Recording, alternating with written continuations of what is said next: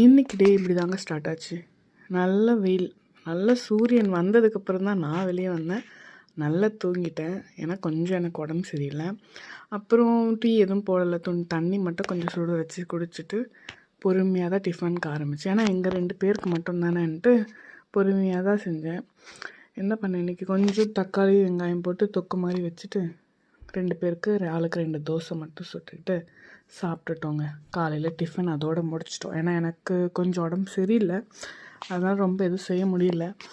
அதனால் அதோடு முடிச்சுட்டு அதோட ரெஸ்ட் எடுத்தாச்சு. நல்லா ரெஸ்ட் எடுத்துகிட்டு பாத்திரத்தெல்லாம் கழுவிட்டு அதுக்கப்புறம் மதியம் அப்புறம் தாங்க ஒன்று தோணுச்சு, நம்ம ஏதாச்சும் ஒன்று பண்ணால் ஃபஸ்ட்டு அம்மா கிட்ட தான் எப்படி இருக்குன்னு கேட்போம். அதே மாதிரி தான் நான் நேற்று போட்ட வீடியோவுக்கு எங்கள் அம்மா கிட்ட கேட்டேன் எப்படி இருக்குன்னு.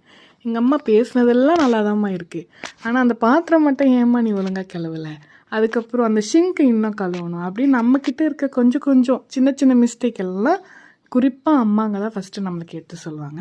அதனால் இன்றைக்கி ஓரளவுக்கு கொஞ்சம் நான் மேனேஜ் பண்ணி கழுவிட்டேன்னு நினைக்கிறேன். எப்படி இருக்குன்னு எங்கள் அம்மா தான் சொல்லணும்.